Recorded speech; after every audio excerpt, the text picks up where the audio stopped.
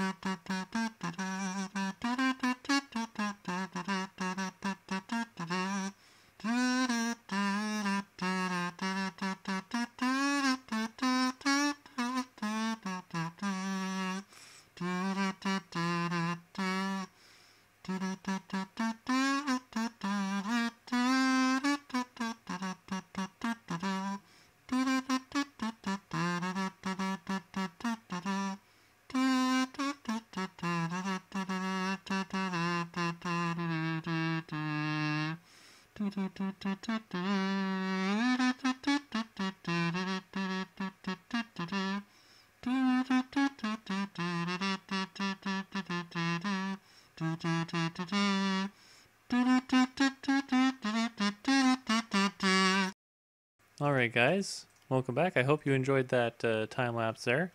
I enjoyed making it. That was actually really fun. I'm getting better at using the replay mod there. I still don't really have a concrete sense of what I'm doing, but I'm enjoying it. I'm having fun making those. That mining the building away took about 40 minutes last night, and then I spent probably another hour doing the camera angles and timing and everything for the time lapse. So yeah, it was fun. It's a good learning experience. Well, as I said, I did enjoy that, which is good when you're doing this as a hobby, right? Yeah, like if I were being paid money, it wouldn't really matter as much, although it would still matter whether or not I was having fun doing it. But the fact that I can do it, enjoy it, all that lovely stuff, always a good time. Anyway, so yeah, we've got this huge open area now in which to put the farm. I think decorating wise, later on, once I'm done the initial farm itself, I'm gonna come back here and decorate it. Actually, let's take out this old AFK thing I used to. Oh, that was scary. Thought we'd have water rushing in there. Okay, anyway, so yeah, I'm gonna maybe keep this the way the portal's set up with the arches here. I like that as an entrance, and it shouldn't interfere with any of the parts of the farm itself, which is good. I'm thinking of putting a big old garden here, or a park, or some sort of like calm, naturey kind of area. We've got a birch forest kind of nearby, so I think I'll maybe incorporate that a little bit in here. And I of course I can't not use the prismarine for like the walkways and stuff. So I'll definitely be doing that. But for now, we've got to find the middle. I've done a little bit of measuring already. I know it's a 66 by 66 square, as you can see. I've got light gray wool blocks. There's a tongue twister for you. Kind of measuring it out, one every 10 blocks or so, and then there's a little row of space of 6 on the ends there. So yeah, we've got there's no real like center there, so I just figure we're going to find the 4 blocks that are center, and just pick one and work from there, I guess, is really all you need to do. So yeah, I'll do that, and I will see you guys momentarily. Alright guys, we're back, and I've gotten a little further here. Just a quick little update here. I've got sort of the main base of the item obtainment system. The Guardian Killer section and the item elevator collection system bits, which are right outside the. So this is going to be super convenient. This isn't where like you're going to AFK or anything, But actually, you know what? You can find out more about it in the tutorial there. It's S. Petty's design, and if, for those of you who don't recognize it, he's a he is phenomenal at thinking up like different farms and redstone designs and stuff. He's just amazing. And when I saw this tutorial, I just could not, especially since my last Guardian farm didn't go so well. I just couldn't pass it up. So yeah, we're using this design. The change that I've been able to make so far, and hopefully I'll be able to find something else to add or modify to the farm between now and the end of the build. But if not, you know, not the end of the world. At least I'll have tried. But in his tutorial, as said Petty, he has a chain of hoppers going up here, which is good. You know, you need to get the items down to the item elevator to shoot them all the way back up, and that's a lot of glass and nowhere near the end of it. I'm not sure if you can see it because of the night timiness.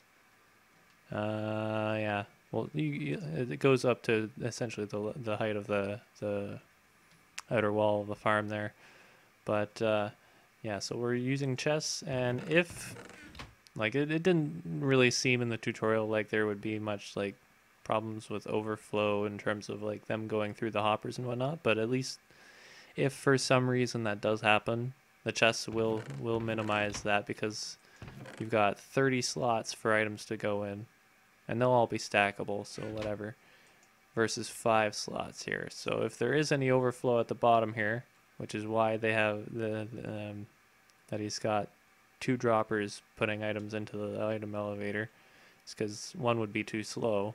So there will be tons and tons of items. So yeah, if for some reason they still can't keep up, we've got a backup protection plan here. It's simple. It's not original per se. People do this every once in a while, but you know you'll recognize I've done this with the mining dome back when it was actually a mining dome, and you know back when we had the hopper system up the top of the mining dome. We had the sorting system, and the chests in between the hoppers were part of overflow protection and whatnot, and to save resources because I don't have an iron farm, so these things are expensive. Well, I have an iron farm, it just doesn't work because I built it wrong. Anyway, so yeah, I'm going to get back onto this. I'm going to stop rambling because I have a tendency to do that, in case you haven't realized. Although if you're subscribed to me, I'm sure you've realized that by now. Anyway, back to the building. I'll update you in a bit. 196, 997, 998, 999, 1,000. There we go. Oh, hey guys. Yeah, so I just finished placing the last of this expansive sea of fence gates here, and it's looking kind of crazy. It's looking kind of, I'm not gonna lie, that is a lot of fences, or a lot of gates, a lot of things that the thing. All right, and I brought ender pearls just to make sure I can get out of here, because otherwise I have to break stuff, and that just doesn't make sense right now. Where are we gonna land? Oh, thank goodness for feather falling. That was such a bad shot. But yeah, so we've got, we're just about to put the water in here. For those of you who watch, who are following along with the tutorial there. We've also got a birch farm temporary going up here just to make sure we get enough birch for this. And actually, I'm gonna make it daytime so we can see things, because that seems to make a little bit more sense here.